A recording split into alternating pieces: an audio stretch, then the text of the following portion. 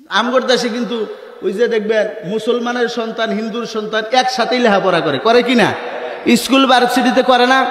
রাগ করতে শুনবো না আমার উপরে।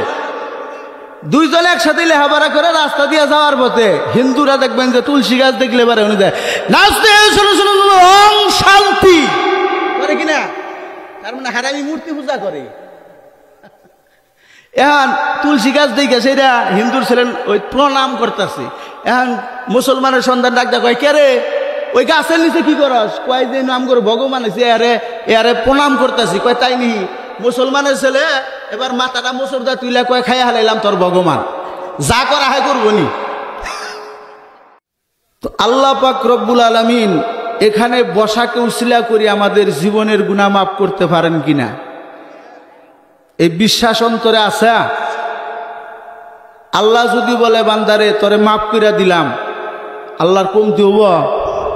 হ্যাঁ, দুনিয়া থেকেও মানুষ জান্নাতের সার্টিফিকেট পাইয়া গেছে কিনা? আশারে মুবাশশারা 10 জন সাহাবী দুনিয়া থেকে জান্নাতের সার্টিফিকেট নিয়ে গেছে। সুবহানাল্লাহ আস্তে কইন, এন্ড সুবহানাল্লাহর ওয়াজকে কইরা লই। আমার বন্ধুগণ, আমার বাবাজিরা, আল্লাহর পয়গাম্বর বিশ্ব নবী জনাবে মুহাম্মাদুর রাসূলুল্লাহ সাল্লাল্লাহু আলাইহি ওয়াসাল্লাম নবী আমার মসজিদে নবীতে বসা। এমন সময় সাহাবায়ে কেরামদেরকে নবীজি ডাক দিয়া বললেন, ও আমার সাহাবায়ে কেরাম, আপনারা কি উহুদ পাহাড় পরিমাণ সওয়াব নিয়ে ঘরে ফিরতে চান?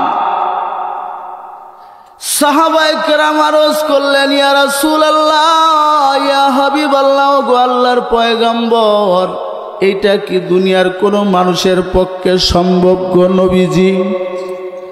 আল্লাহর পয়গম্বর বিশ্ব নবী রাহমাতুল লিল আলামিন নবী আমার বললেন, সাহাবায়ে কেরাম, এটা আমার উম্মতের দ্বারাই সম্ভব। জোরে কোন সুবহানাল্লাহ। আল্লাহর পয়গম্বর বিশ্ব নবী রাহমাতুল লিল আলামিন নবীজি ডাকদা বললেন, সাহাবায়ে কেরাম শুনেন, আমার কোন উম্মতের জবান থেকে যদি একবার সুবহানাল্লাহর আওয়াজ বের হয়, ওই বান্দার আমলনামার ভিতরে আমার মহান আল্লাহ তাআলা খুশি হইয়া উহুদ পাহাড় পরিমাণ সওয়াব লিখে দেয়। জোরে কোন সুবহানাল্লাহ। দ্বিতীয় নাম্বারে নবীজি বললেন, সাহাবায়ে কেরাম, আমার কোন উম্মতের জবান থেকে যদি একবার আলহামদুলিল্লাহ বের হয়, ওই বান্দার প্রতি আমার মহান আল্লাহ তাআলা খুশি হইয়া উহুদ পাহাড় পরিমাণ সওয়াব লিখে দেয়। জোরে কোন সুবহানাল্লাহ।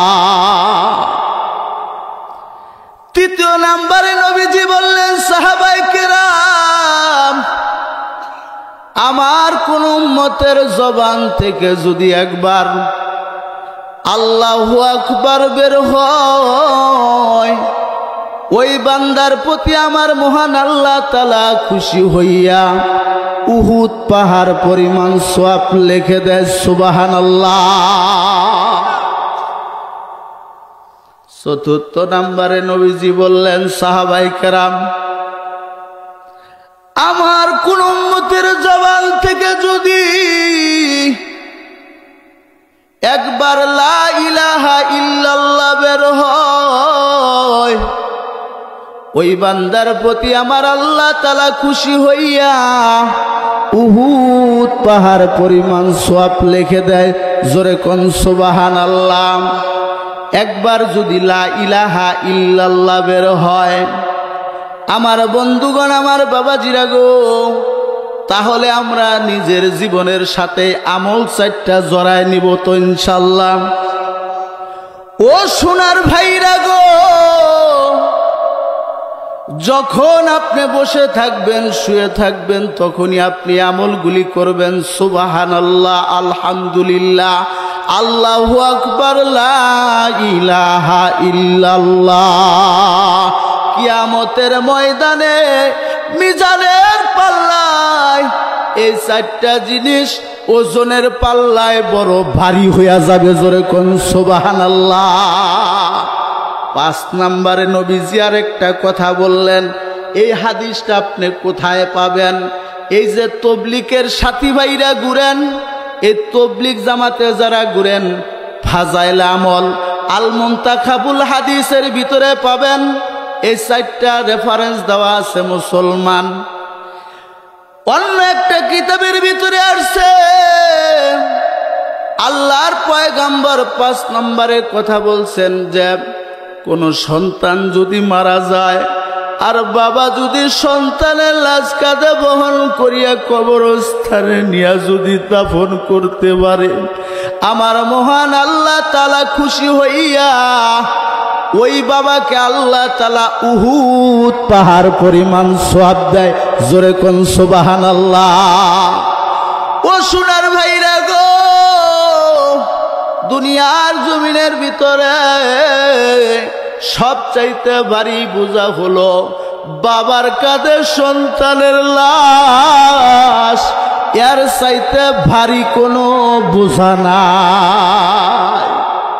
বাবা যদি সন্তানকে কাঁধে বহন করিয়া কবরস্থানে গিয়া যদি দাফন কাফন করিয়া যদি আসতে পারে, সবুর যদি করতে পারে, ধৈর্য ধারণ যদি করতে পারে, ওই বান্দার প্রতি আমার মহান আল্লাহ তাআলা খুশি হইয়া উহুদ পাহাড় পরিমাণ সওয়াব লিখে দেয়। জোরে কোন সুবহানাল্লাহ।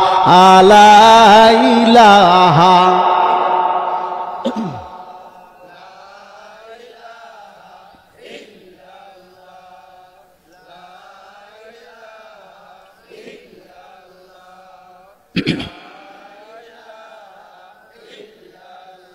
জোরে লা ইলাহা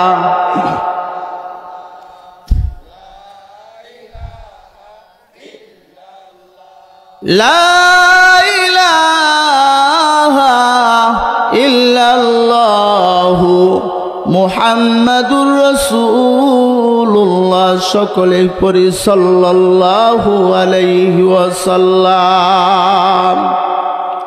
আমার বন্ধুগণ, আমার বাবাজিরা, আমার আপনার পয়গম্বর বিশ্ব নবী সাল্লাল্লাহু আলাইহি ওয়াসাল্লাম, নবী আমার কালেমার দাওয়াত দিয়েছেন।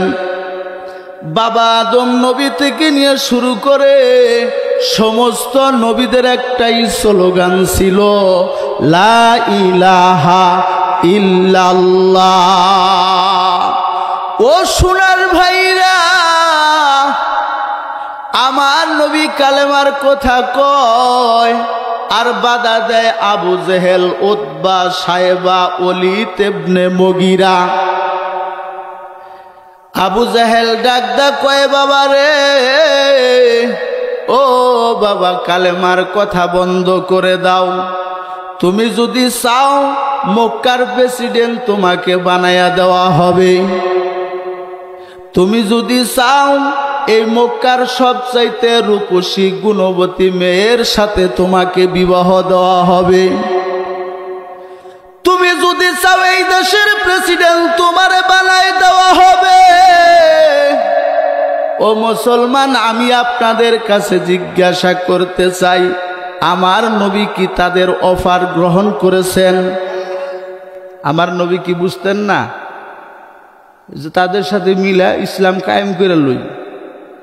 নবী এটা জানতেন যে এখন যতটা স্বাধীনভাবে কথা বলতে পারি, আর তাদের সাথে হাত মিলাইলে ওই তো স্বাধীনভাবে কথা বলা যাবে না। আল্লাহর পয়গম্বর ডাকতে বললেন, চাচা, ও চাচা, আমি যদি কালেম এই দেশের প্রেসিডেন্ট হই, তাহলে খাদ্যমন্ত্রী কে হবে বলে উতবা, তথ্যমন্ত্রী কে হবে বলে মুগীরা, প্রযুক্তি মন্ত্রী হবে কে বলে সাহেবা। আল্লাহর পয়গম্বর বিশ্বনবী ডাকদা বললেন, চাচা গো, আমি মানুষের আইন মানি না, আমি আইন মানি আল্লাহ।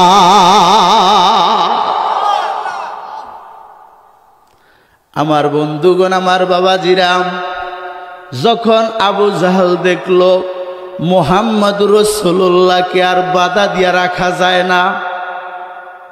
কি করা লাগবে? বলে মুহাম্মদুর রাসূলুল্লাহকে দুনিয়ার জমিন থেকে বিদায় করে দেওয়া লাগবে। জোরে কর নাউজুবিল্লাহ। আমার বন্ধুগণ, আমার বাবাজিরা, এবার আবু জেহেল পত্র লেখছে। তদারিন্তন ইয়ামেনের ভিতরে থাকে একজন জালেম, তার নাম হলো হাবিব ইবনে মালিক। হাবিব ইবনে মালিকের কাছে পত্র লেখছে, বন্ধু আপনি মক্কায় আসেন, যত টাকা লাগবে আমরা সব দিব, বিনিময়ে শর্ত হলো আব্দুল্লাহর ছেলে মুহাম্মদুর রাসূলুল্লাহকে দুনিয়া থেকে বিদায় করে দেওয়া লাগবে। জোরে কর নাউজুবিল্লাহ। হাবিব ইবনে মালিক পত্র পাইয়া 10,000 লোক নিয়া মক্কায় আগমন করলেন। এদিকে আবু জাহাল বলে জাবালে আবু কুবাইজের উপরে স্বর্ণ দিয়া 2টা চেয়ার বানাইছে।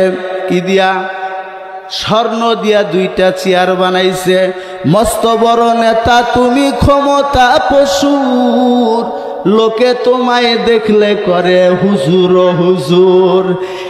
এই দুনিয়ায় হইছ তুমি বড় অফিসার, দারোগা পিয়ন তোমায় করে সার সার। ওই দারোগা পিয়ন তোমায় সার কইবে না, থাকতে হবে ওই কবরে, কেউ তো যাবে না। কার ভরসায় আসরে মন, কিসের করো আশা? এত সুন্দর বাসা একদিন ভেঙ্গে যাবে আশা। ঠিক কিনা?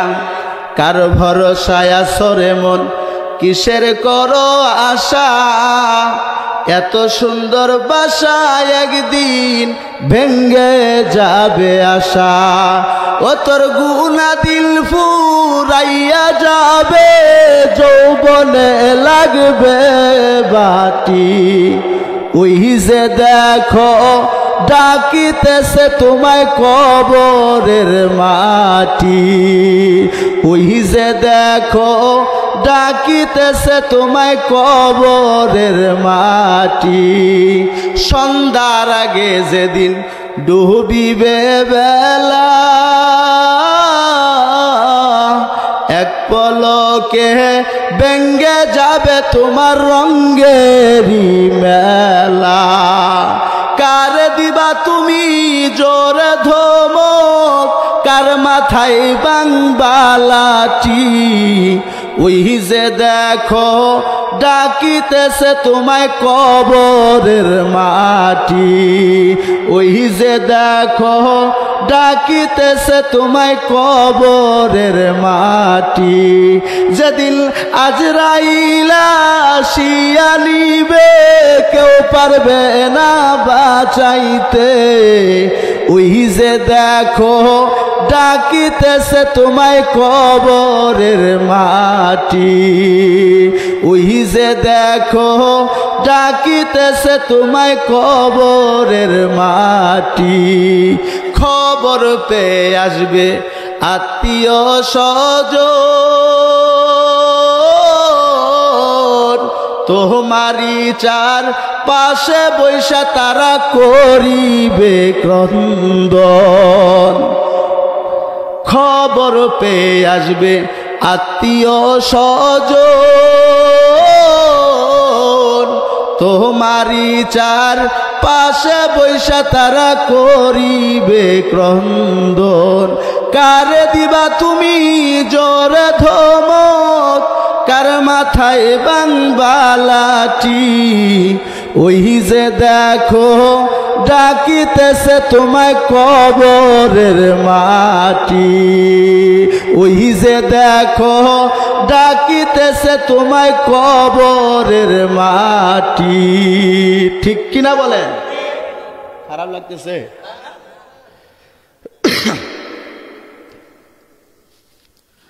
আমার বন্ধুগণ, আমার বাবাজিরা, আবু জেহেল স্বর্ণ দিয়া 2টা চেয়ার বানাইছে।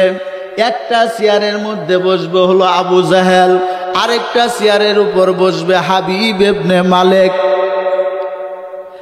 আমার বন্ধুগণ, আমার বাবাজিরা, হাবিব ইবনে মালিক 10,000 সৈন্য নিয়ে যখন জাবালে আবু কুবাইজা আসলো, আসার পরে আবু জেহেলকে ডাক দেয়া বলল, কাকে হত্যা করা লাগবে, কাকে মারা লাগবে?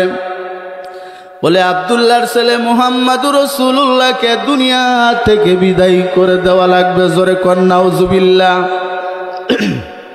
বলে কেন তাকে হত্যা করা লাগবে?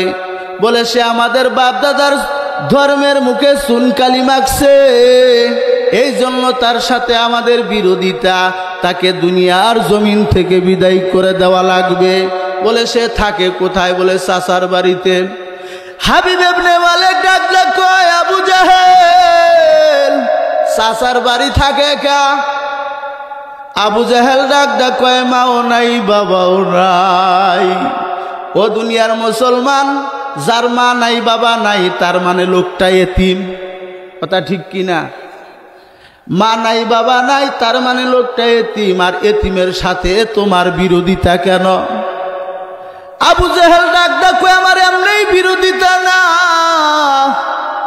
আমাদের বাপ দাদার ধর্মের মুখে সুনকালি মাইখা সে নতুন ধর্মের কথা বলে, তার প্রেমে পইরা সমস্ত লোকগুলি দলে দলে মুসলমান হইয়া যায়, এই জন্য হলো তার সাথে বিরোধিতা। বলে চলো যাই, তাকে ধইরা নিয়ে আসি। আবু জেহেল ডাক কয়, না এত লোক যাওয়া যাবে না, 4 থেকে 5 জন লোক গিয়া তাকে ধইরা না লাগবে। ও মুসলমান, যার বাবা নাই তার চাচা হয় বাবা, চাচাই বাবার আদর দেয়। ও মুসলমান, যার দুনিয়ায় মা বাইসা নাই চাচি তার আদর করে। কথা ঠিক কিনা? চাচি তার মায়ের অভাব পূরণ করে। আমার আপনার পয়গম্বর বিশ্ব নবীরে বাজান, দিলটার একটু নরম করে দিবেন বাজান। দেখেন আপনার চোখ থেকে 1 ফোঁটা পানি বের হয় কিনা। যদি নবীর হৃদয় বিদারক কাহিনী শুনে 1 ফোঁটা চোখের পানি ফেলতে পারেন, আজকের মাহফিল সাক্ষী রে মুসলমান, 1 ফোঁটা পানিকে জরিয়া করিয়া আমার আল্লাহ তাআলা জীবনের গুনাহ মাফ করে দিবে। চাচিমা ডাক কয়, বাবা মুহাম্মদ, আমার নবী চাচা আমির হামজার বাড়িতে ঘুমায়। চাচিমা ডাক কয়, বাবা মুহাম্মদ, ও বাবা, আমি গোপন সংবাদের মাধ্যমে শুনতে পারছি তোমারে ধইরা নিয়া মাইরা ফালাইবে। বাবারে, রাতের বেলায় যদি তোমারে কেউ ডাক দেয়, তুমি যেন ঘর থেকে বের হও না। আমার নবী জবাব দেয়, চাচিমা, আল্লাহর উপর তাওয়াক্কুল করেন, তাওয়াক্কালতু আলাল্লাহ। কোন বান্দা যদি আল্লাহর উপরে তাওয়াক্কুল করে রে ভাই, ওই বান্দার জিম্মাদারি স্বয়ং আল্লাহ হইয়া যায়। আমার নবী ডাক কয়, মাগো, ও চাচিমা, আল্লাহর উপর তাওয়াক্কুল করেছি আমি। ও দুনিয়ার মুসলমান, 4 থেকে 5 জন লোক গিয়া আমির হামজার ঘরের দরজায় টোকা লাগাইছে, মুহাম্মাদুর রাসূলুল্লাহ, আপনি কি ঘরের ভিতর আছেন? বলে হা। বলে বের হয়ে আসেন। আমার নবী আস্তে করিয়া ঘরের দরজা খুলিয়া যখন বের হয়ে আসলেন, বলে আপনি কি মুহাম্মাদুর রাসূলুল্লাহ? বলে হা। আপনি কি কালেমার কথা বলেন? বলে হা। বলে আমাদের লিডার আসছে জাবালে আবু কুবাইজে, আপনার সাথে সাক্ষাৎ করবে, চলেন যাই, আপনাকে নেওয়ার জন্য আমরা এসেছি। নবীজির সামনে 3 জন, পিছনে 2 জন।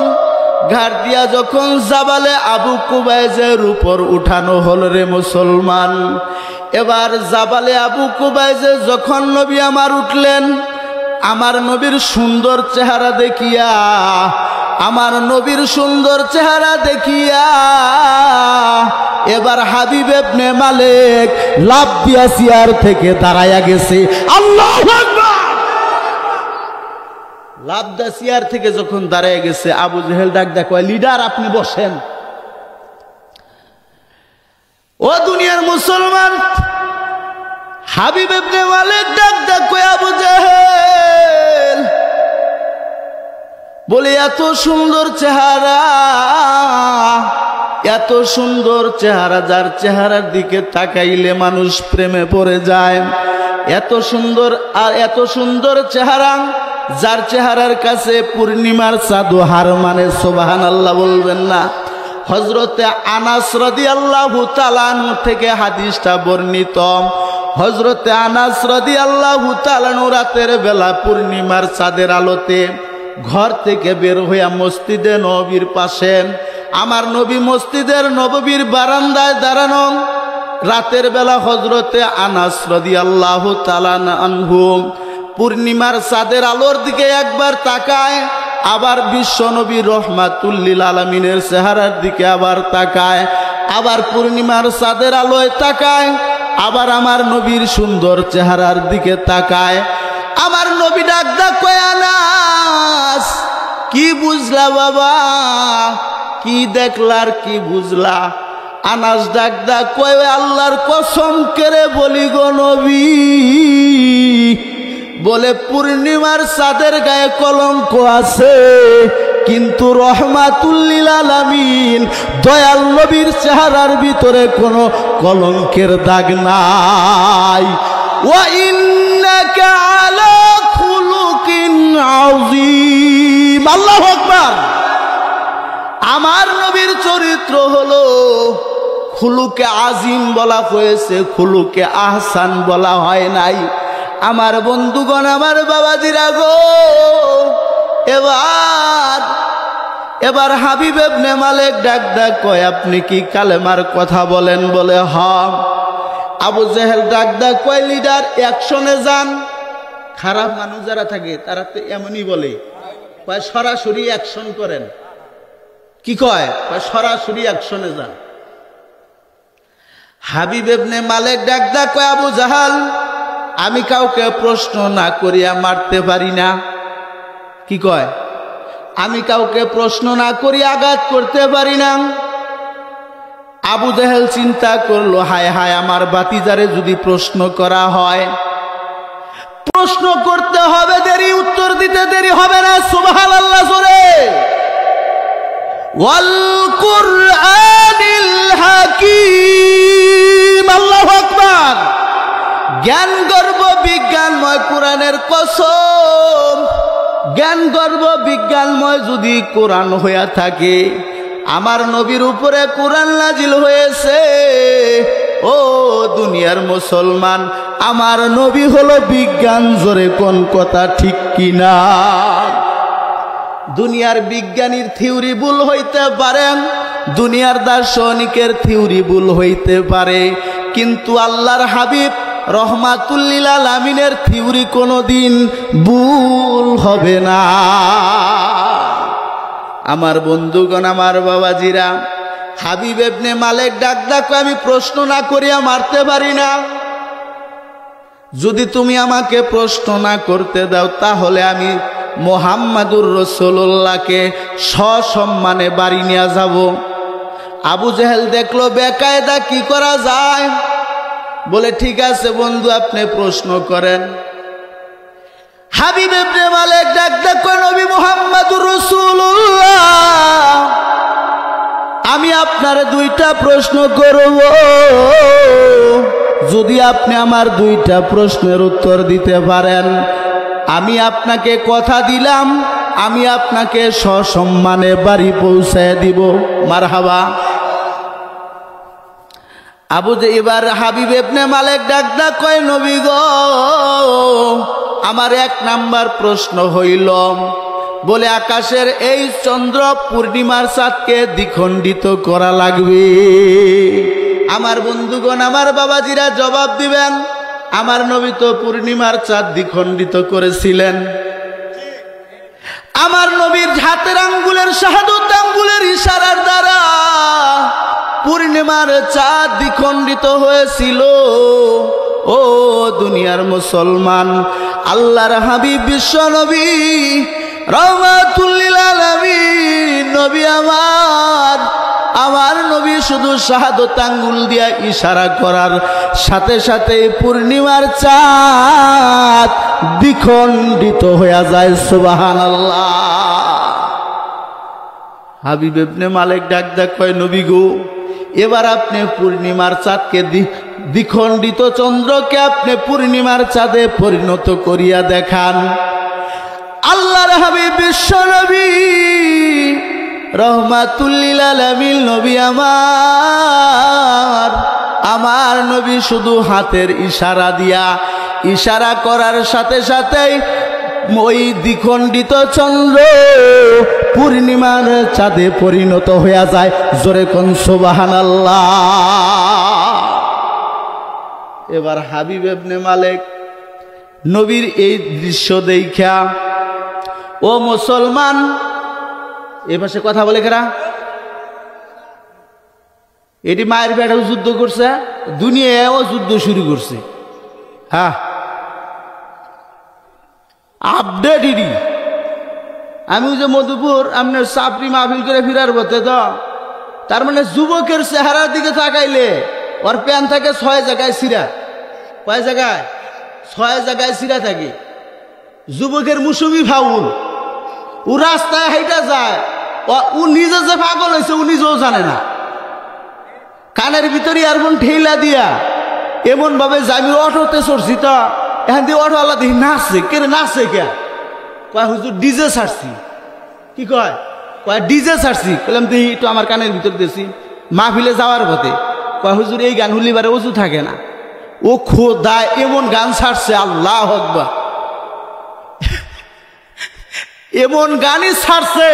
কারকা করিয়া কাইয়া কাইয়া কাইয়া নাকারা হেরে পালক আছে না? কইলাম এই গানের অর্থ কিরা? কয় হুজুর অর্থটা তো জানি না, বালা ঠেকে তাই শুনি। কইলাম এটা তো পাগলের পরিচয় দিলি, বালা ঠেকলি শুনুন যাব, এর তো একটা অর্থ আছে। কইলাম তুই অর্থ বুঝোস না? এটার অর্থ আমার কাছে আছে। কয় তাই নাকি হুজুর?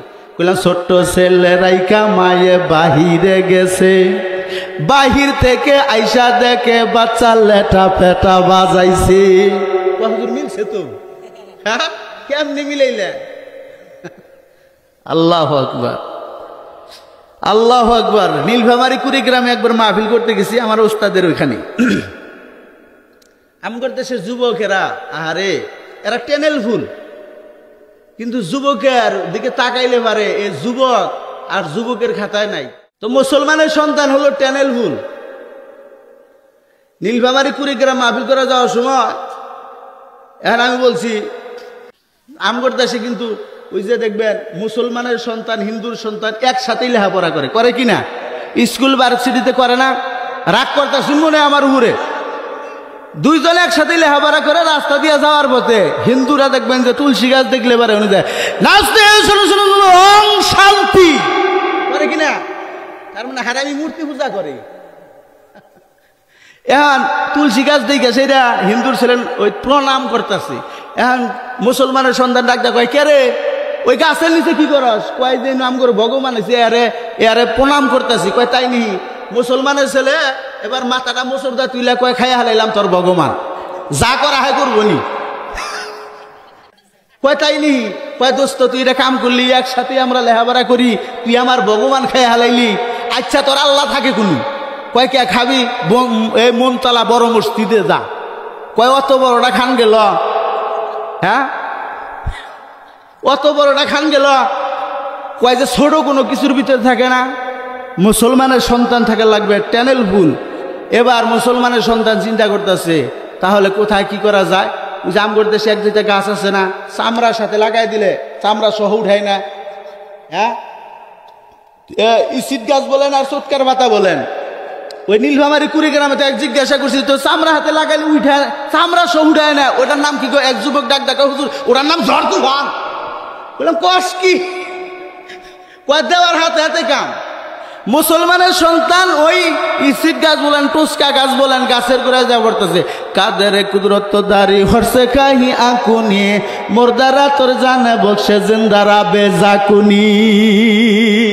এবার চিন্তা করতেছে তাহলে তো এই গাছের গোড়াই তো আর আল্লাহ আইসা ও মুসুরদা তুইলা খাইয়া হালাইছে খাইয়া কয় তোর আল্লাহ খাইয়া হালাইলাম কয় খাইছস আমার আল্লাহ 2 মিনিটের উপরে কাউরে ছাড় দেয় না আল্লাহু আকবার কন 2 মিনিট পরে এমন ভাবে ধরা ধরছে বললাম কয় রাখ 4 ঘন্টা পরে তোর অস্তিত্বই থাকবো না কয় দোস্ত এখন কি করবো কয় কালেমা বইরা মুসলমান হয়ে যা কারণ গাছের পাওয়ারই হলো 4 ঘন্টা মুসলমানের কায়দার কৌশল দেখে ইহুদিরা এই দেশ থেকে পালাইতে বাধ্য হয়েছে জোরে কোন কথা ঠিক কিনা খারাপ লাগতেছে হুজুরে হাউসেন ওয়াজ দিতেছে হ্যাঁ আল্লাহু আকবার একটু গরম পানি দেন দেবো গো একটু সামনের দিকে চাইবে আসেন পিছনে তো বসার জায়গাই নাই একটু জিকির করে লা ইলাহা জোরে লা ইলাহা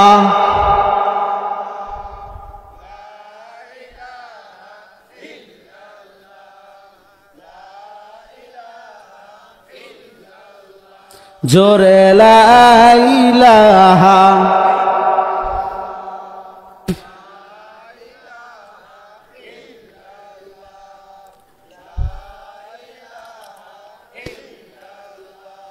নবীজি নবুয়াতি পেলা আবু জাহেল বাধা দিল তাই তো নবী সারা জীবন কইরাছে কষ্ট খানি লাই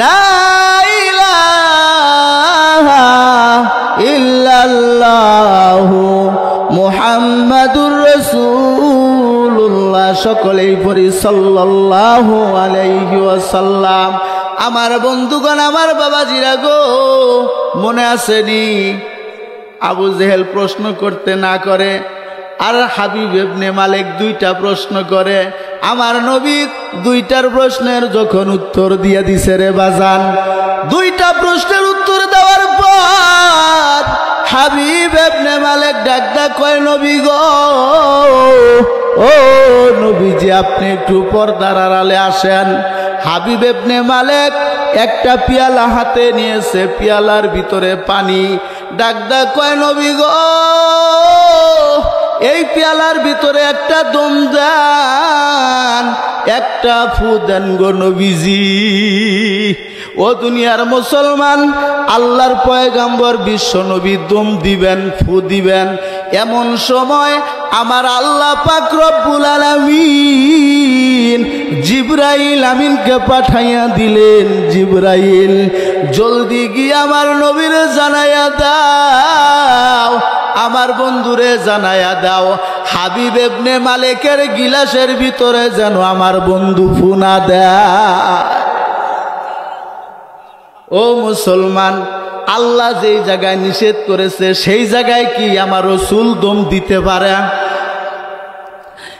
আমার নবী ডাক কয় হাবিব ইবনে মালিক আপনি আমারে কয়টা প্রশ্ন করার কথা হাবিব ইবনে মালিক কয় আমি 2টা প্রশ্ন করার কথা ও দুনিয়ার মুসলমান এবার হাবিব ইবনে মালিককে আমার নবী ডাক কয় ও হাবিব ইবনে মালিক আপনি কি আমার 2টা প্রশ্নের উত্তর পেয়েছেন বলে হ্যাঁ বলে আমি এখন বাড়ি চলে যাব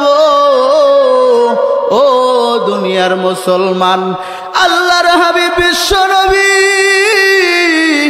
রহমাতুল লিল আলামিন নবী আমার সশরীরে বাড়ি চলে গেলে এবার আবু জেহেল ডাক কয় বন্ধু মুহাম্মদ রাসূলুল্লাহ তো সশরীরে বাড়ি চলে যায় হাবিব ইবনে মালিক ডাক কয় আবু জেহেল তোর চোখ নাই তাই তুই দেখোস না বলে দুধের ভিতরে আলতা দিলে যত সুন্দর দেখা যায় তার চাইতে অধিক সুন্দর মুহাম্মাদুর রাসূলুল্লাহ। ও দুনিয়ার মুসলমান, 10,000 লোক নিয়ে হাবিব ইবনে মালেক আবার নিজের জন্মভূমিতে চলে গেলেন, ইয়ামেনে চলে গেলেন। সেখানে যাওয়ার পর বাড়ির দেহুরি বেড়ায় যখন দাঁড়াইছে রে বাজান, কেন বলে হাবিব ইবনে মালেক যখন বলছে নবী গো এই পেয়ালার ভিতরে একটু দম দেন, বলে আমি কেন দম দিব? বলে ইয়া রাসূলুল্লাহ, ইয়া হাবিবাল্লাহ, নবীজি আজকে 35 বছর হয়ে গেল গো নবী, আমার একটা কন্যা সন্তান, আমার একটা মেয়ে বলে বিছানায় পড়ে আছে, হাঁটতেও পারে না, চলতেও পারে না, কথা বলতেও পারে না গো নবী। আমার দিল সাক্ষী দেয় গো নবী, যদি এক পেয়ালা পানি যদি আপনি দম দিয়া দেন, ফু দিয়া যদি দেন, আর ওই পানি যদি আমার মেয়েরে খাওয়াই দিতে পারি, আমার দিল বলে আমার মেয়ের অসুখ বালা হইয়া যাবে। কিন্তু হাবিব ইবনে মালেকের গিলাসে আমার নবী দম দিবেন, আল্লাহ নিষেধ করে দিলেন। জিবরাইল বললেন নবী গো হাবিব ইবনে মালেকের গিলাসে দম দেওয়া যাবে না, আল্লাহ নিষেধ করে দিয়েছেন। আমার নবী সশরীরে বাড়ি চলে আসলেন। ও দুনিয়ার মুসলমান, হাবিব ইবনে মালেক লোকগুলি লইয়া নিজের জন্মভূমিতে চলে গেলেন, ইয়ামানে চলে গেলেন। এবার বাড়ির দেউরি বেড়ায় দাঁড়াইয়া এবার নজর করে দেখে হাবিব ইবনে মালেকের কন্যা সন্তানের জবান থেকে আল্লাহ নামের জিকির বের হয়। হাবিব ইবনে মালেক ডাক কয়ে মাগো এত সুন্দর বাণী তোমার কে শিখাইয়া দিয়া গেল? মেয়ে ডাক কয়ে বাবা আপনি যেই নবীরে হত্যা করার জন্য গিয়েছিলেন, আপনি যাকে মারার জন্য গিয়েছিলেন, আমি যখন ঘুমের ঘরে ছিলাম ওই মদিনার নবী কামলেওয়ালা ঘুমের ঘরে আমারে কালেমা পড়াইয়া মুসলমান বানাইয়া দিয়া গেছে। ও দুনিয়ার মুসলমান, হাবিব ইবনে মালেকের ভিতরে অর্ধেক ঈমান 80% আইসা গেছে। সুবহানাল্লাহ। হাবিব ইবনে মালেক এবার ইয়ামান থেকে আবার দৌড়াইতে নবীজির দরবারে হাজির হইয়া যায়। ডাক কয় নবী গো, ও নবীজি আমি আপনার জীবনে অন্যায় করেছি, অপরাধ করেছি গো নবী, আপনি আমারে মেহেরবানি করিয়া ক্ষমা করিয়া দিন, আপনি আমারে মাফ করিয়া দিন, আর আপনার মধুর বাণী আমারে শুনাইয়া মুসলমান বানাইয়া দিন। লা ইলাহা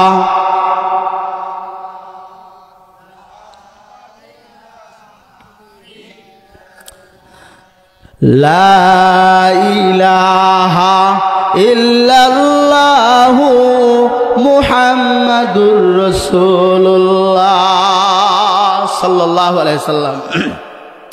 আমার বন্ধুগণ, আমার বাবাজিরা, ওই জামানার খারাপ মানুষগুলো আমার নবীর হাতে হাত দিয়া তারা কালেমা পড়ে মুসলমান হয়ে গেছে। সুবহানাল্লাহ বলবেন না?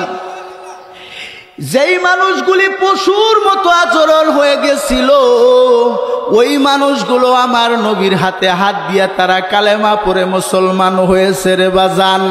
আমার বন্ধুগণ, আমার বাবাজিরা গো, ও দুনিয়ার মুসলমান, একজন সাহাবী নবীর দরবারে আসলেন। নবীজির দরবারে আসিয়া ডাক কয় ইয়া রাসূলুল্লাহ, ইয়া হাবিবাল্লাহ, ও ওগো আল্লাহর পয়গম্বর, আমার জেনা করতে ভালো লাগে, আমার জেনা করতে মনে চায়। ইয়া রাসূলুল্লাহ, ইয়া হাবিবাল্লাহ, নবী গো আপনি আমারে জেনার অনুমতি দেন। আল্লাহর হাবিব বিশ্ব নবী বললেন, সাহাবী রে, ও আমার সাহাবী, আগে জবাব দাও, কেউ যদি তোমার বোনের সঙ্গে জেনা করতে চায় তখন তোমার কেমন লাগবে? সাহাবী ডাকদা কই, ইয়া রাসূলুল্লাহ, ইয়া হাবিবাল্লাহ, নবী গো আমি ওর হাত ভেঙে ফেলব। নবী বললেন, সাহাবী রে, কেউ যদি তোমার মেয়ের সঙ্গে জেনা করতে চায় কেমন লাগবে? বলে আমি ওর পা ভেঙে ফেলব। কেউ যদি তোমার বিবির সঙ্গে জেনা করতে চায় তখন তোমার কেমন লাগবে? বলে হুজুর, বলে ইসরাফিলে জিনসিঙ্গায় ফু দেওয়ার আগে আমি কিয়ামত কায়েম করে ফেলব।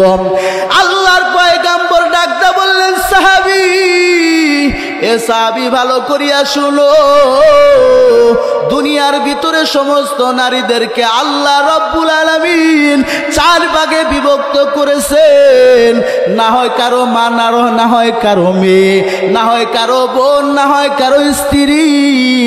আল্লাহ রব্বুল আলামিন 4 ভাগে নারীদেরকে বিভক্ত করেছেন। কার বোনের ইজ্জত তুমি নষ্ট করবে, কার বোনের সতীত্ব তুমি নষ্ট করবে, কার স্ত্রীর সতীত্ব তুমি নষ্ট করবি রে সাহাবী। এই কথা শোনার পর সাহাবী কাঁদে আর কয়, নবী গো এত সুন্দর কথা আমি জীবনেও কোনোদিন শুনি নাই, আজ থেকে তওবা করে নিলাম গো নবী, আর জিন্দেগিতে জেনা করব না। আমার বন্ধুগণ, আমার বাবাজিরাম, ওই মানুষগুলি, খারাপ মানুষগুলিও আমার নবীর হাতে হাত দেওয়ার কারণে, আমার নবীর সহবতে থাকার কারণে তারা কালেমা পড়ে মুসলমান হয়ে গেছে, ভালো মানুষ হয়ে গেছে, স্বর্ণের মানুষ হয়ে গেছে। ও দুনিয়ার মুসলমান, মক্কা থেকে হিজরত করিয়া মদিনায় আসেন সালেবাতুল আনসারী রাদিয়াল্লাহু তাআলা আনহু। মক্কা থেকে হিজরত করিয়া মদিনায় আসেন, আর মদিনাতে থাকেন সাঈদ ইবনে আব্দুর রহমান। তাবুকের যুদ্ধের সময় আল্লাহর হাবিব বিশ্ব নবী রহমাতুল লিল আলামিন নবীজি বলে সাঈদ ইবনে আব্দুর রহমানকে লইয়া যুদ্ধের ময়দানে চলে গেলেন, আর সালেবাতুল আনসারী রাদিয়াল্লাহু তাআলা আনহুকে বাড়িতে রেখে গেলেন। এমন সময় শয়তান ধোঁকা দিতেছে, শয়তান প্রবঞ্চনা দিয়া বলল, আরে সালেবা,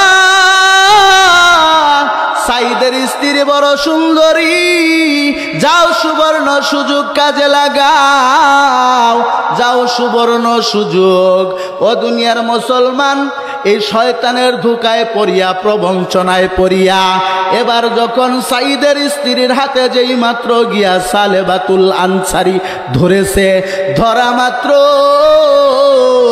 ও মুসলমান সাঈদের স্ত্রী ডাক কয়ে, রে সালেবা, তোমার ভিতরে কি আল্লাহর জাহান্নামের ভয় নাই? কিয়ামতের ময়দানে, হাসরের দিনে আল্লাহ রাব্বুল আলামিনের সামনে কেমন করিয়া তুমি মুখ দেখাইবা? কেমন করিয়া তুমি আল্লাহর সামনে তোমার এই মুখ দেখাইবা? এরে সালেবা, তোমার ভিতরে কি জাহান্নামের ভয় নাই? এই কথা বলার পর ভাই গো, সালেবাতুল আনসারীর অন্তরের ভিতরে আল্লাহর জাহান্নামের ভয় এসে গেল।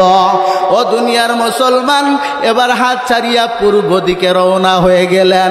এবার পূর্ব দিকে গিয়া পাহাড়ের নিচে সিজদায় পড়িয়া কাঁদলে, আল্লাহ আমি গুনাহগার, তুমি গাফফার। আল্লাহ আমি অন্যায় করেছি, অপরাধ করেছি, আল্লাহ তুমি আমারে মাফ করিয়া দাও। এবার যখন যুদ্ধের ময়দান থেকে সাঈদ যখন বাড়িতে আসলেন, আসিয়া দেখে তার ভাই নাই। বলে তার ভাই বাড়িতে নাই। বিবিরে ডাক দেয়া বলল, বিবি, আমার ভাই সালেবাতুল আনসারী কোথায়? বলে পূর্ব দিকে রওনা হয়েছে, গিয়া দেখে পাহাড়ের নিচে সেজদায় পড়ি আল্লাহর দরবারে কান্দে। সালেবাতুল আনসারীকে সাঈদ ইবনে আব্দুর রহমান ডাক কয়, সালেবা মাথা উঠাও, কি হয়েছে শুনি, তুমি মাথা উঠাও। এবার সালেবাতুল আনসারী ডাক কয়, না আমি অন্যায় করেছি, অপরাধ করেছি, আমি মাথা উঠাইব না, আমি বাড়িতে যাব না। যদি আমারে নিতে হয় আমার দুইটা হাত গাড়ের সাথে বাঁধিয়া কেনা গোলামের মতো টেনে টেনে আমাকে এখান থেকে নিয়ে যাও। বাধ্য হইয়া সাঈদ তার হাত দুইটা গাড়ের সাথে বাঁধিয়া কেনা গোলামের মতো যখন টেনে নিয়ে যায়, ভাই গো ও দুনিয়ার মুসলমান, কিছু দূর যাওয়ার পরে এবার সালেবাতুল আনসারী ডাকদা বলে, ভাই আমার হাতের বাঁধনগুলি খুলিয়া দাও, দেখি মাপের কোনো ব্যবস্থা আছে কিনা সাহাবীদের মাঝে, বলে এমন সমস্যার সমাধান করা যায় কিনা। এবার হাতের বাঁধন যখন খুলে দেওয়া হলো, এবার হাতের বাঁধনগুলি খুলিয়া এবার ছুটে চললেন হযরত আবু বকর সিদ্দিকের দরবারে চলে গেলেন। আবু বকর সিদ্দিকের দরবারে গিয়ে ডাক কয়, ভাই আবু বকর, আল্লাহ রাব্বুল আলামিন কি আমার জীবনের গুনাহ মাফ করবেন কিনা? ও দুনিয়ার মুসলমান, এবার হযরত আবু বকর সিদ্দিক রাদিয়াল্লাহু তাআলা ডাকদা বলেন, জানি না আল্লাহ রাব্বুল আলামিন তোমারে মাফ করবে কিনা, কিন্তু এমন জঘন্য কাজ তুমি কেন করেছ, এমন অপরাধ কেন করেছ, তুমি আমার দরবার থেকে বের হয়ে যাও, জানি না আল্লাহ রাব্বুল আলামিন তোমারে মাফ করবে কিনা, তুমি আমার দরবার থেকে বের হয়ে যাও। সালেবাতুল আনসারী ডাক কয়, আমি আল্লাহর রহমত থেকে নৈরাশ হব না, আবু বকর আমারে বিদায় করতে পারে, আমি যাব হযরতে ওমর রাদিয়াল্লাহু তাআলা দরবারে। হযরত ওমর আরো গরম, কথা ঠিক কিনা বলেন? হযরত ওমর রাদিয়াল্লাহু তাআলা দরবারে গিয়ে ডাক কয়, ভাই ওমর, আল্লাহ রাব্বুল আলামিন কি আমার জীবনের গুনাহ মাফ করবেন? ও দুনিয়ার মুসলমান, হযরত ওমর ডাক কয়, জানি না আল্লাহ রাব্বুল আলামিন তোমার জীবনের গুনাহ মাফ করবে কিনা, কিন্তু তুমি আমার বিশ্বাস এমন জঘন্য অপরাধ তুমি কেন করেছ, তুমি আমার দরবার থেকে বের হয়ে যাও, জানি না আল্লাহ রাব্বুল আলামিন তোমার জীবনের গুনাহ মাফ করবে কিনা। হযরত ওমরের দরবার থেকে বের হয়ে আসলেন, ডাক কয়, সাঈদ আমারে নিয়ে চলো হযরত আলীর দরবারে। হযরত আলী ডাক কয়, জানি না আল্লাহ রাব্বুল আলামিন তোমার জীবনের গুনাহ মাফ করবেন কিনা, আমি জানি না, তুমি আমার দরবার থেকে বের হয়ে যাও। ও দুনিয়ার মুসলমান, হযরত ওসমানের কাছে গেলেন, ভাই ওসমান, আমার জীবনের গুনাহ কি আল্লাহ রাব্বুল আলামিন ক্ষমা করবেন? হযরত ওসমান ডাক কয়, জানি না আল্লাহ রাব্বুল আলামিন তোমার জীবনের গুনাহ মাফ করবেন কিনা, কিন্তু এমন জঘন্য কাজ তুমি কেন করেছো, তুমি আমার দরবার থেকে বের হয়ে যাও। হযরত সালেবাতুল আনসারী ডাক কয়, আমার এতক্ষণ বিশ্বাস ছিল সাহাবীদের মাঝে সমস্যার সমাধান ঘটাবো, কিন্তু না, এটা বড় লজ্জার কথা, বলে যদি আল্লাহর হাবিব বিশ্ব নবী জেনে যান, যেহেতু সাহাবীদের মাঝে সমস্যার সমাধান হলো না, বাধ্য হয়ে আমাকে নিয়ে চলো আল্লাহর হাবিব বিশ্ব নবী রহমাতুল লিল আলামিন দয়াল নবীর কাছে। আল্লাহর হাবিব বিশ্ব নবীর দরবারে যখন গেলেন, আল্লাহর হাবিব বিশ্ব নবীকে ডাক কয়, নবী গো, আমি অন্যায় করেছি, অপরাধ করেছি গো নবীজি, আল্লাহ রাব্বুল আলামিন কি আমার জীবনের গুনাহগুলি মাফ করবেন কিনা? ও দুনিয়ার মুসলমান, আল্লাহর হাবিব বিশ্ব নবী রহমাতুল লিল আলামিন দয়াল নবীজি ডাকদা বললেন, সালেবা, জানি না আল্লাহ রাব্বুল আলামিন তোমারে মাফ করবেন কিনা, কিন্তু তুমি বিশ্বাসঘাতক কেন করেছো, তোমার আমানতদার ভাইয়ের হক তুমি কেন নষ্ট করেছো, তুমি আমার দরবার থেকে বের হয়ে যাও, জানি না আল্লাহ রাব্বুল আলামিন তোমার জীবনের গুনাহ মাফ করবেন কিনা। এবার সালেবাতুল আনসারী ডাকদা কয়, ভাই সাঈদ, মসজিদ। আমার বিশ্বাস হয়ে গেছে আল্লাহর আসমানের নিচে জমিনের উপরে আমার চাইতে পাপী আর কেউ নাই, আমারে ছেড়ে দাও। হযরত সালেবাতুল আনসারী রাদিয়াল্লাহু তাআলা আনহু এবার পূর্ব দিকে রওনা হয়ে গেলেন। পাহাড়ের নিচে সিজদায় পড়ে আল্লাহ রাব্বুল আলামিনের দরবারে কাঁদলে, আল্লাহ আমি গুনাহগার, তোমার নাম গাফফার, তুমি যদি মাফ না করো বলো তোমার গুনাহগার বান্দা কার দরবারে যাবে? আমার বন্ধুগণ, আমার বাবাজিরা, এমন সময় আল্লাহ রাব্বুল আলামিন জিবরাইল আমিনকে প্রেরণ করলেন। জিবরাইল এসে আমার নবীকে ডাক কয়, নবী গো, এই মাখলুকগুলির মালিক আল্লাহ না আপনি? আমার রাসূল ডাক বলেন, এই মাখলুকগুলির মালিক হলো আমার আল্লাহ। তাহলে সালেবাতুল আনসারীকে কেন আপনি ফেরত দিয়েছেন গো নবীজি? আল্লাহ রাব্বুল আলামিন সালেবাতুল আনসারীর তাম জীবনের গুনাহ আমার আল্লাহ তাআলা মাফ করে দিয়েছে। সুবহানাল্লাহ। ও দুনিয়ার মুসলমান, আল্লাহ রাব্বুল আলামিন পবিত্র কুরআনুল কারীমের ভিতরে ডাকদা বলেন, ইয়া আইয়ুহাল্লাযীনা আমানু, হে ঈমানদারেরা, তুবু ইলাল্লাহি তাওবাতুন নাসুহা, তোমরা যদি একনিষ্ঠভাবে তওবা করতে পারো, সালেবাতুল আনসারী যেমন তওবা করেছে, ও দুনিয়ার মুসলমান, নিজে অনুশোচনা করেছে, আমি অন্যায় করেছি, অপরাধ করেছি। ও দুনিয়ার মুসলমান, তার একটা কন্যা সন্তান ছিল হানজালা। হানজালা ডাক কয়, আব্বা গো, তুমি তো বিদায় হয়ে যাচ্ছ, আমি ঘুরে ঘুরে দেখেছি আবু বকর তোমার প্রতি নারাজ, উসমান তোমার প্রতি নারাজ, আলী তোমার প্রতি নারাজ, আবু বকর সিদ্দিক তোমার প্রতি নারাজ, আল্লাহর হাবিব বিশ্ব নবী রহমাতুল লিল আলামিন তোমার প্রতি নারাজ। ও মুসলমান, পাহাড়ের নিচে গিয়া সেজদা দিয়া কান্দার বলে, আল্লাহ, ও আল্লাহ, তোমার সালেবাতুল আনসারী গুনাহগার, আল্লাহ তুমি গাফফার, তুমি যদি মাফ না করো বলো তোমার বান্দা কার দরবারে যাবে?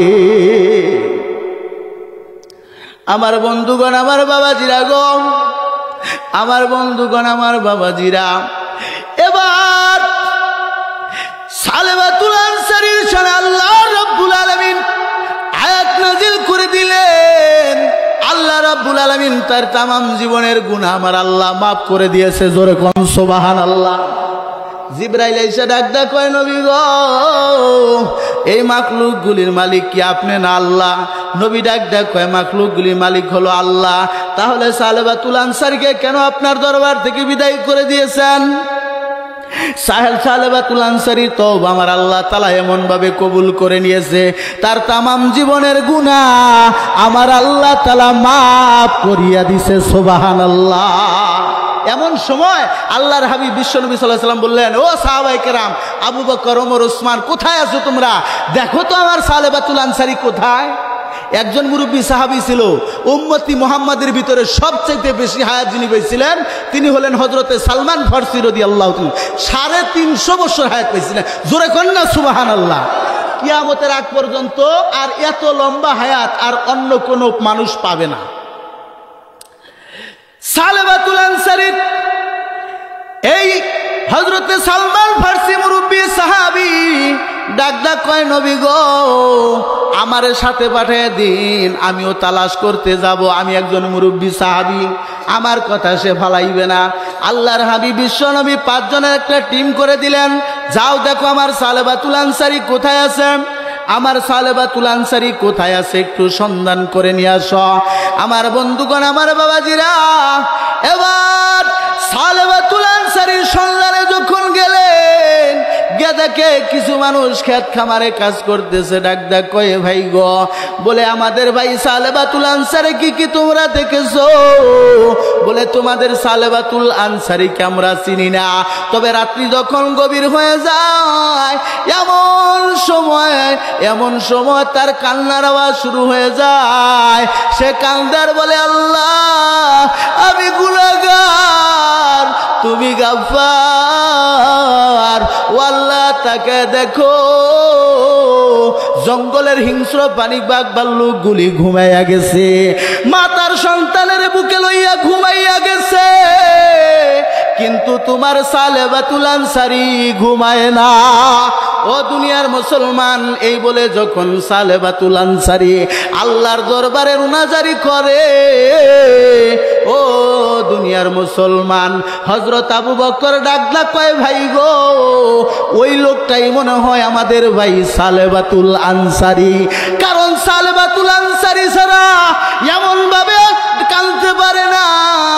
সালেবাতুল আনসারী কান্না করতেছে গর্তের ভিতরে ঢুকিয়া, হয় ভাই অন্ধকারে মানুষ চেনা যায় না। হযরত আবু বকর ডাক ডাক কয়, ভাই গো মাথা উঠাও, আমি আবু বকর এসেছি। এবার নবীর সাহাবী সালেবাতুল আনসারী ডাক ডাক কয়, আমি আপনার কথায় মাথা উঠাবো না, আপনি আমাকে আপনার দরবার থেকে বের করে দিয়েছেন। হযরত ওমর ডাক ডাক কয়, ভাই মাথা উঠাও, আল্লাহ রাব্বুল আলামিন তোমার তামাম জীবনের গুনাহ আমার আল্লাহ তাআলা মাফ করে দিয়েছে। জোরে কোন সুবহানাল্লাহ। এই কথা বলা মাত্রই হযরত সালেবাতুল আনসারী রাদিয়াল্লাহু তাআলা শুকরিয়া আদায় করলেন, আল্লাহ তুমি রহমান, তুমি গফফার, তুমি কাদের গনি। সুবহানাল্লাহ বলেন। আমার বন্ধুগণ, আমার বাবাজিরা, সালেবাতুল আনসারীকে নিয়ে যখন মসজিদে নববীর দিকে হাজির হলেন, ফজরের আযান হয়ে গেল। এমন সময় আল্লাহর হাবিব বিশ্বনবী রাহমাতুল লিল আলামিন ফজরের জামাতে নামাজ পড়াইতেছেন। এমন সময় সাহাবায়ে কেরামরা যখন নামাজে কাতারবন্দি হয়ে গেলেন, আল্লাহর হাবিব কুরআনুল কারীমের আয়াত তেলাওয়াত করতেছেন। এমন সময় নামাজের ভিতরে বিকট আওয়াজ হয়ে গেল। নামাজ যখন কমপ্লিট করা হলো, নামাজ যখন সমাপ্ত করা হলো, নামাজ শেষ করিয়া সালাম ফিরিয়া যখন নজর করে দেখলেন, আল্লাহর নবীর সাহাবী সালেবাতুল আনসারী রাদিয়াল্লাহু তাআলা আনহু জমিনের ভিতরে গড়াগড়ি করতেছে।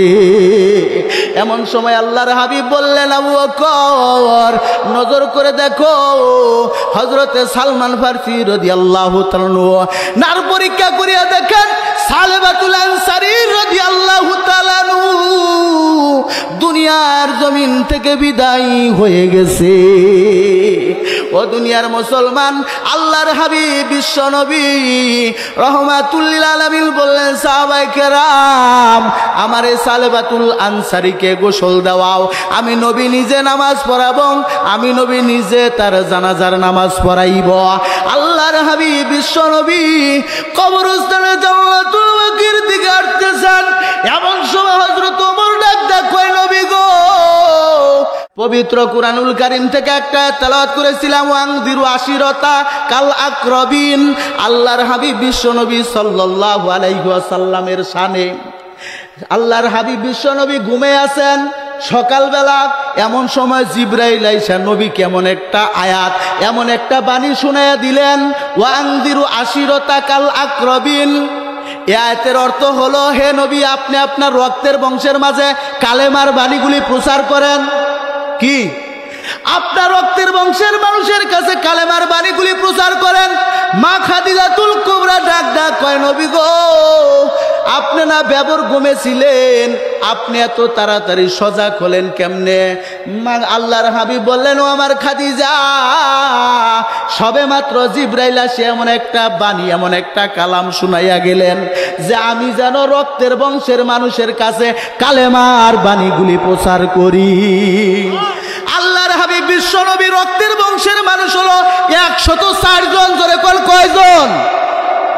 আল্লাহর হাবিব বললেন, আমি সর্বপ্রথম কার বাড়িতে কালেমার দাওয়াত নিয়ে যাব? মা খাদিজা ডাক ডাক কয়, নবী গো, সর্বপ্রথম আপনি যার বাড়িতে যাবেন তিনি হলো এক সম্পর্কে আপনার চাচা, দ্বিতীয় সম্পর্ক হলো আপনার বিয়াই। তার ছেলের কাছে 2টা কন্যা বিবাহ দিয়েছি। বড় মেয়ের জামার নাম হলো উতবা, ছোট মেয়ের জামার নাম হলো উতাইবা। 2টা মেয়ে বিবাহ দিয়েছি গো নবীজি। সর্বপ্রথম কালেমার বাণী নিয়া আপনি আপনার বিয়াই বাড়িতে চলে যাবেন। আল্লাহর হাবিব বললেন, মাশাআল্লাহ সুন্দর কথা বলেছ। এবার আল্লাহর হাবিব বললেন ঠিক আছে আমি যে কালেমার বাণী নিয়ে যাব, বিয়াইকে তোরে এমনি দাওয়াত দেওয়া যায় না? যায়।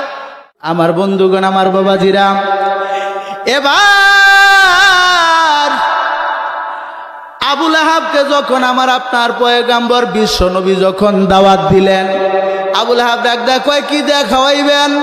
কয় মুরগির গোশত আর হলো রুটি। এই কথা শুনে আবু লাহাব ডাক কয় ওং শান্তি।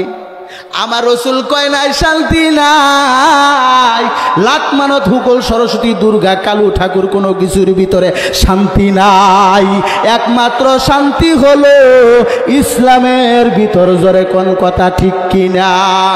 ইন্নাদ্দিনা ইনদাল্লাহিল ইসলাম।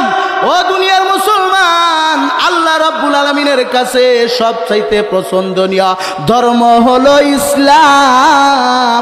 ও দুনিয়ার মুসলমান বাবাজিরা আমার, এবার আবু লাহাবের বাড়ি থেকে দাওয়াত দিয়া আমার নবী দৌড়ে বাইর হইতেছেন, চালুভাবে বের হইতেছেন। এমন সময় লাহাব হাতের কবজা ধরে কয় বিয়া এত জোরে দৌড় দিলেন কা? ডাক কই বিয়াই শুধু আপনারে দাওয়াত না, আরো মক্কার 39 জন লিডারকে দাওয়াত খাওয়াবো। রুটি কয়টা? মুরগি কতখানি? একটা। দাওয়াত দিছে কতজন? বিয়াইরে বাদ দাও, মক্কার 39 জন লিডারকে দাওয়াত দিছে। আল্লাহু আকবার, জোরে কর। প্রধান বক্তারা আসতে গেল না বাবা, শেষ করুন আলোচনা মেলায় 12টা বেজে গেছে গা। হ্যাঁ তাই নি? আল্লাহু আকবার। এলা 18 বছরের যুবক হয়ে গেছে। হ্যাঁ দেখছি চাচা কি ঠেলাটাই দিছে গো আল্লাহ। ঘুমাইলি বারে মাঝে মাঝে লুঙ্গি থাকে না, বাড়ি চোর আইছে তো। এখন বিবি সাহেব ডাক কয় চোর বলে আইছে। কয় কস কি? এমন সময় এমন কাবাজা করে বের হয়েছে, লুঙ্গি আনে নাই। কয় মোর দায়িত্ব যে লুঙ্গি তো নাই। কয় কস কি? ঘুমাইলে কিন্তু কিছু মানুষের লুঙ্গিও ঠিক থাকে না, কথা ঠিক কিনা? আল্লাহু আকবার। চাচা কইতেছে বাড়ি যে ঘুমাবার সইতে নিব না, সজাগ কি হবো না? একটু জিকির করি লা ইলাহা ইল্লাল্লাহ, লা ইলাহা ইল্লাল্লাহ মুহাম্মাদুর রাসূলুল্লাহ সাল্লাল্লাহু আলাইহি ওয়াসাল্লাম। আমার বন্ধুগণ, আমার বাবাজিরা, আলোচনা বেশি লম্বা করা যাবে না। এমন সময় শর্টকাটে বলতেছি, এমন সময় নবী যখন দাওয়াত দিয়ে আসলেন, আসার পরে লাহাব চিন্তা করতেছে হায় হায় আমার বিয়াইও পাগল হইছে, বিয়াইনিও পাগল হইছে, আমারে বাদ্দা বলে আর 39 জন লিডারকে দাওয়াত দিয়েছে। তাহলে আজকে বুঝি মানসল মালিয়া বাড়ি দি যাইতে পারবো না। কারা কয়? লাহাব কয় আজকে শেষ। কি জন্য যে মুহাম্মদ রাসূলুল্লাহ 2টা মেয়ে যে আমার ছেলে জানিছিলাম, আল্লাহই জানে। আজকে ইজ্জত সম্মান নিয়ে আর বাড়িতে আসা যাবে না। ঠিক আছে, তাড়াতাড়ি এক কাজ কর, বলে একটা 18 বস্তা মাথায় তুলে দিয়ে একটা বকরি দিয়ে সাথে। এই বকরি আর 18 বস্তা নিয়ে আসতে, আসার পরে দেখে মা খাদিজাতুল কুবরা রুটি বানাইছে। সুবহানাল্লাহ কোন। রুটি বানান শেষ, ডাক কয় বিয়াই এই যে আটা আনছি, এগুলোতে রুটি বানান। কয় প্রয়োজন নাই। কয় আপনার স্বামী মুহাম্মদ রাসূলুল্লাহ আরো 39 জন দাওয়াত দিবার জন্য গেছে। সুবহানাল্লাহ কোন। মা খাদিজাতুল কুবরা ডাক কয় যদি আল্লাহর হাবিব দাওয়াত দেওয়ার জন্য যায়, তার জিম্মাদারি সঙ্গ আল্লাহই নিয়েছে। সুবহানাল্লাহ। ঘরের বিবি যদি ভালো থাকে, আল্লাহু আকবার, তার জন্য জান্নাতে যাওয়া অতি সহজ। সুবহানাল্লাহ কোন। এবার ডাক কয় বলে এগুলির প্রয়োজন নাই, রাগারাগি কইরা লাহাব বাইর হইতেছে বাড়ির থেকে, তোর বাড়িতে থাকবি না। কি জন্য যে তোর 2টা মেয়ে আনিছিলাম, মুহাম্মদ রাসূলুল্লাহ পাগল হইছে, তুমিও পাগল হইছ, তোমার বাড়ি খাবো না, থাকবো না, আর বাকি জীবন আসবো না। এই রাগারাগি করে বাড়ির থেকে বাড়ি হয়ে আসতেছে। এমন সময় দেখা মক্কার 39 জন লিডার মুহাম্মদ রাসূলুল্লাহর বাড়ির দেউরি বেড়ায়। ডাক কয় লাহাব ভাই আম করে থুয়ে এইসা বলছো? বলে বলে তোমরাও যাও, আমি খাইছি, তোমরা যাবার খাবা, যাবার খাবা। কয় তাই নি? তুমি খাইছ, তাহলে এক কাম করো, তুমি এখন আমগর খাজিনদারি করো। কয় হাই হাই রে হারামি, কয় কি বলে খাওয়ার চাইতে তো খাজিনদারি করা আরো মুসিবত। মুরগি হলে একটা আর চুটি হলো 4টা, আমি 39 জন মানুষ খাওয়াবো কি দিয়া? চিন্তা করতেছে। হাতে ধরে যখন নিচে নেওয়ার পরে ডাক ডাক, কয় বিয়াই এত লোক বসতে দিবেন কোথায়? কয় কে? এই যে পাটি 2.5 হাত। পাটি কথা নি 2.5 হাত। মুরগির গোস্ত হলো, মুরগি হলো একটা আর রুটি হলো 4টা। আজকের মতো আমারে মাফ করুন, আমি মাফ চাই। যদি আল্লাহ আবার সুযোগ করে দেয় ওই দিন এই যে 4টা রুটি আর একটা মুরগি এ দিয়ে নবী কেমনে কইরা 39 লিটারে খাওয়াইলেন আর 2.5 হাত পাটির ভিতরে কেমনে বসতে দিলেন, এটা জানা দরকার আছে কিনা? আল্লাহ তাআলা ওই দিন ইনশাআল্লাহ বিস্তারিত আলোচনা হবে। আসসালামু আলাইকুম ওয়া রাহমাতুল্লাহ।